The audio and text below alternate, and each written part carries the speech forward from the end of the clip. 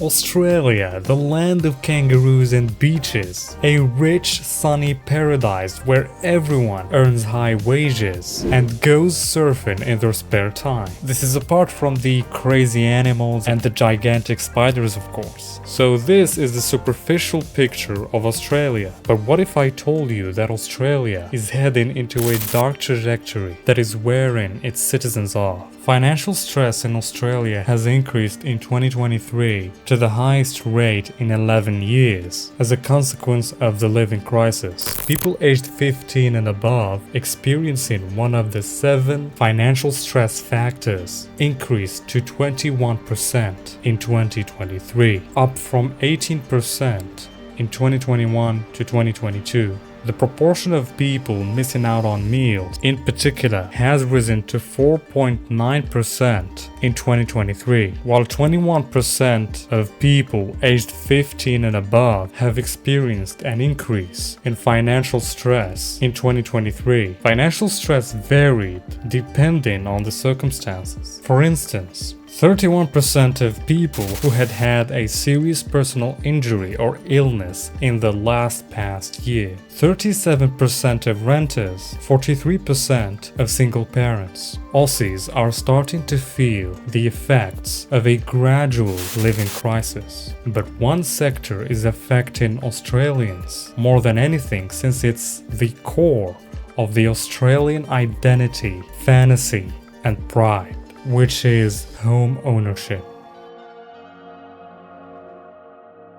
The graph shows how rapid housing costs increase by years. Before 2021, it had a relatively slow progression, but as soon as it hit mid-2021, it started going rapidly fast, like a snowball, to reach about 54% increase in only 4.5 years. That's a dramatic increase. In my experience talking to Australians, a lot of them are ditching the idea of having a family because they are sure that they won't be able to purchase a home. This will sadly lead to lower fertility rates than it is low already.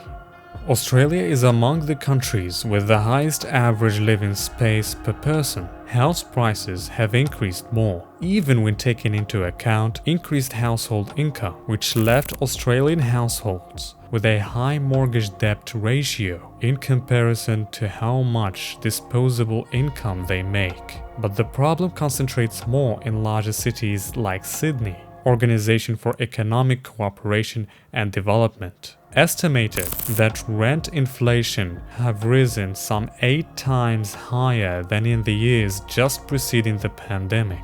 8 times? My condolences to those who live in Sydney. You have my sympathy. So what caused this rapid inflation in house prices and rent? This dramatic increase in house prices is the consequence of not only supply and demand factors, but also a mix of longer-term structural factors and temporary ones. The worsening of affordability that exploded in mid-2021 is the byproduct of raising demand, which is the consequence of lack of supply of houses. You say, why this lack of supply exists? It's because of construction cost inflation, meaning that construction became too expensive, which is a result of sharp rises in raw materials prices like timber and steel, and also because of shortages of skilled labor made worse by competition for labor from public infrastructure projects. Another reason for increased demand from the increased levels of immigration after the pandemic. For instance, in 2023 alone, Australia have received 565,000 immigrants. This dramatic increase in immigration increased the high demand on houses, which the country was not prepared for as it didn't have sufficient supply for the reasons mentioned before. With this population growth that exceeds 400,000 immigrants a year, Australia would need to build about 250,000 new houses each year in order to keep up with this rapid increase. The sharp decline in housing affordability over the past few years, especially in the big cities, has started to erode people's living standards and overall well-being. A growing number of households are now under housing stress, with rent and mortgage costs swallowing a bigger portion of their income. By 2023, 54% of low-income renters were spending more than 30% of what they earn just to keep a roof over their heads, up from 47% in 2020. And in 2024, rent prices kept rising faster than incomes, tightening the pressure even further. Among households with a mortgage, the share of borrowers reporting that mortgage payments and essential expenses exceeded their income jumped from about 0.5% in early 2021 to more than 4% 2 years later. Let's not forget that Aboriginal and Torres Strait Islanders people are extremely overrepresented in homelessness due to the ongoing impacts of colonization, discrimination, and intergenerational disadvantage. Nearly 1 in 3 Aboriginal and Torres Strait Islanders people aged 15 and over have experienced homelessness in their lifetime. In 2021, around 25,000 First Nations people were without a home, up 6.4% since 2016. Persistent homelessness, defined as being without a home for more than 7 months over a 24-month period, has increased by 25% over the past 5 years. Although I haven't found sufficient recent data concerning homelessness rates in Australia, from what I hear from Australians, homelessness became a serious issue. Young people are more homeless than ever. Youth homelessness is in a rapid rise. It's really a new wave of youth homelessness that we're seeing, and the negative life outcomes from becoming homeless at a young age. It's your biggest risk factor for being homeless later in life is being homeless when you're young. Nearly a quarter of Australian homeless population are aged from 12 to 24 years, which is 28,204 people. Young people presenting alone, which means unaccompanied by a parent or guardian, accounted for 14% of all people seeking support from specialist homelessness services in 2022 to 2023. In 2024 to 25, 40,500 children and young people aged up to 24 years were reported as experiencing homelessness. Nearly a quarter of Australia's homeless population is aged 12 to 24 years old. And in all of these statistics, they were more likely to be female than male. 痛みを考えろ。 And obviously, due to the huge difference of prices between regions and cities, homelessness increased much more in specific areas. One of them, as you guessed, my beloved viewer, is Sydney, considering it's one of the most expensive cities in the world. Inner city Sydney experienced a whopping 24% increase of rough sleeping from 2024 to 25, which is an increase of an alarming rate. In a 2021 census, over 25,000 people were recorded to be homeless in the Greater Sydney. I don't know what's the deal with Sydney. All the negative metrics are high there. Freedom of speech.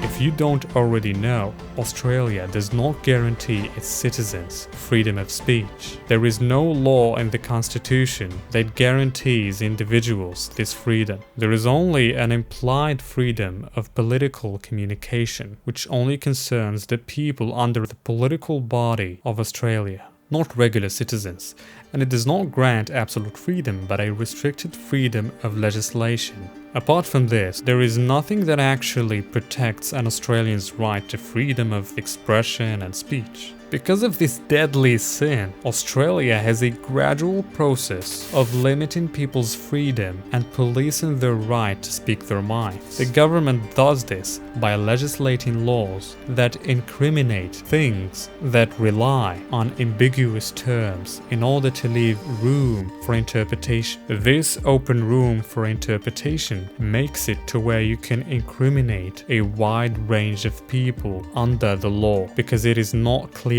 stated, making the government powerful enough to decide your fate based on if it likes you or not. Australia does this a lot in terms of expression. For instance, Racial Discrimination Act 1975, Section 18C. It is unlawful for a person to do an act otherwise than in private if A. The act is reasonably likely in all circumstances to offend, insult, humiliate, or intimidate another person or a group of people, and B. The act is done because of the race, color, or national or ethnic origin of the other person or of some or all of the people in the group. So this act passed in 1975, which highlights how early Australia has been restricting personal freedom for expression.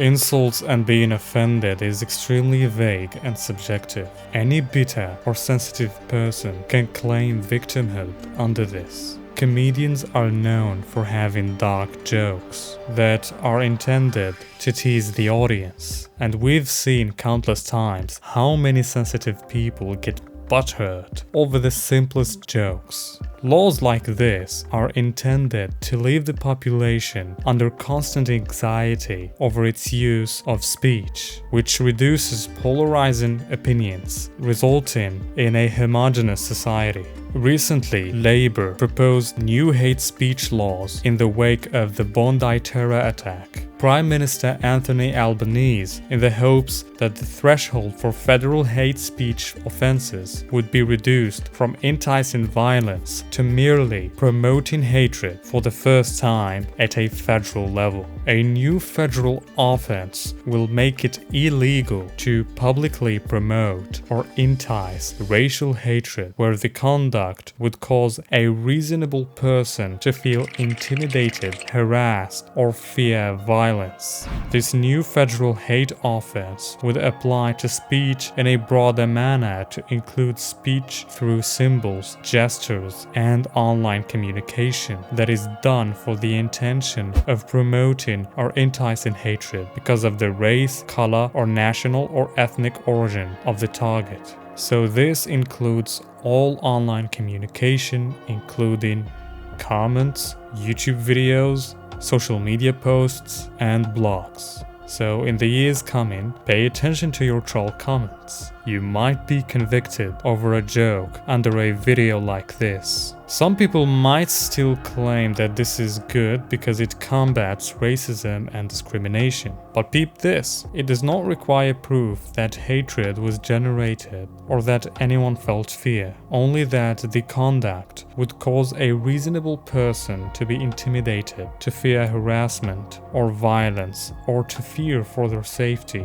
It's ridiculously vague and baseless. First of all, why is feelings a basis for an offense? Feelings are extremely subjective and unstable. People themselves can't begin to understand their own feelings and emotions. And this gives a lot of power to emotionally unstable people or individuals that have grudges against specific people. I can picture popular people using this law to prosecute those who criticize them. I can also picture this being used to shut down reasonable criticism of certain ideologies. Like seriously. People are fatigued from the anti-Semitic label that gets thrown on anyone who dares to say the most controversial thing, which is, "Please don't hurt children." On the surface, it may sound reasonable. We all want to combat neo-Nazis and racial hatred.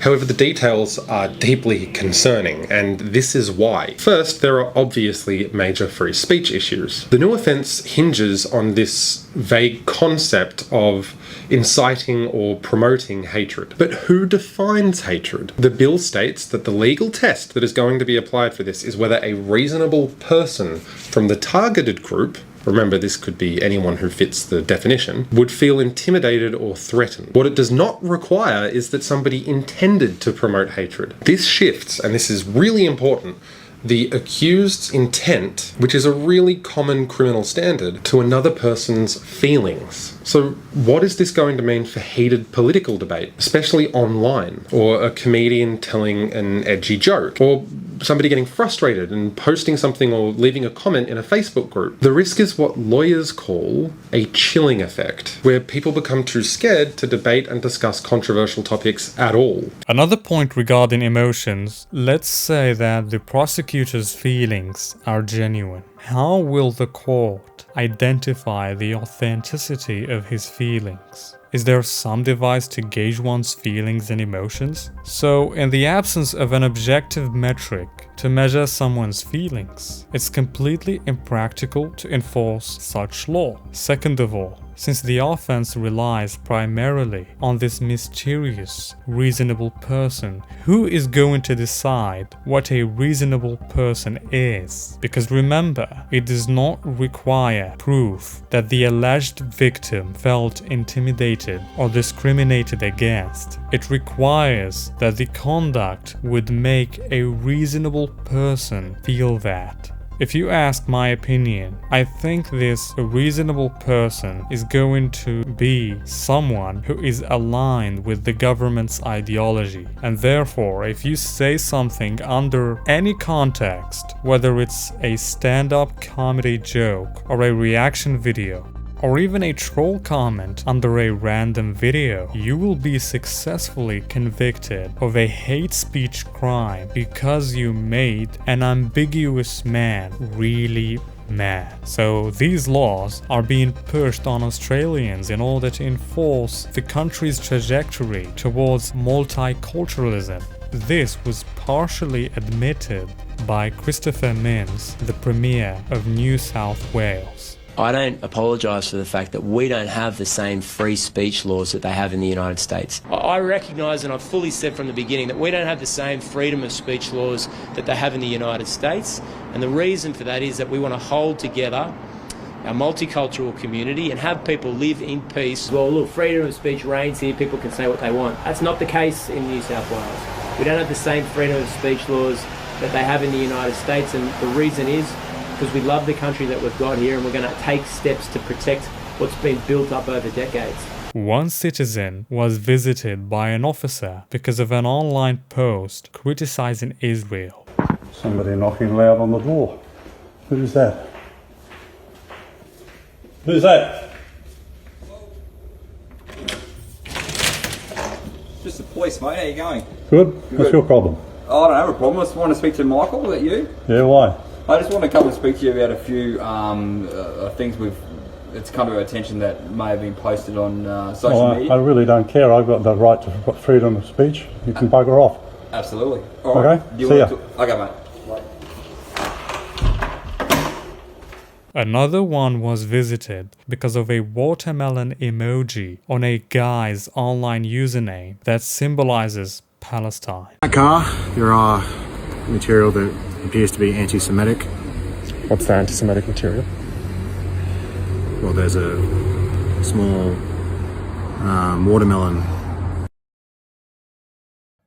Journalists and advocacy groups could face compulsory questioning by ACU as a part of a proposed expansion of the spy agency's powers. The government's bill, which is currently being scrutinized by Parliament's Intelligence Committee, would expand the range of matters that are subject to compulsory questioning powers beyond terrorism-related matters. But the external legal advice argues the scope of what adults could be questioned about is exceptionally broad, and it was easily foreseeable that a journalist may be questioned. This is what I mean by being vague and unspecific, despite well-recognized and ethical obligations of a journalist to maintain anonymity and confidentiality of a source. If so questioned under a warrant, a journalist would be required to disclose the identity of a confidential source, which means that security and individual right to anonymity would be violated. The advice says there is no exception or exclusion provided for in the bill that would enable a journalist to refuse to answer a question on the basis it would reveal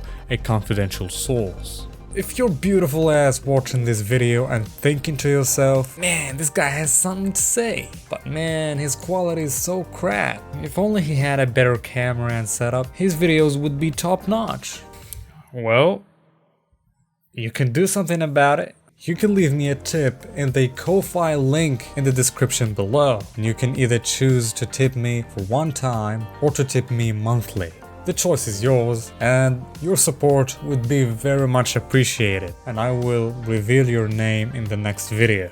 There are many things that I didn't cover, either because they are not that serious, or because the numbers are starting to balance out and return to their natural rate. But home ownership, youth homelessness, financial stress, and freedom of speech are the things that are destroying Australia's living experience and causing a living crisis. And according to what we know about the world, core issues, if not resolved properly, can compound and cause negative effects that cause another negative effects that cause another and another and another and so on until the nation crumbles completely. Speaking of the world, if you want to understand the world deeper, I recommend subscribing to the channel, for there are deeper truths hidden and waiting for us to uncover them to the public. Accompany me, fellow traveler, in this journey. I am so excited. 痛みを考えろ。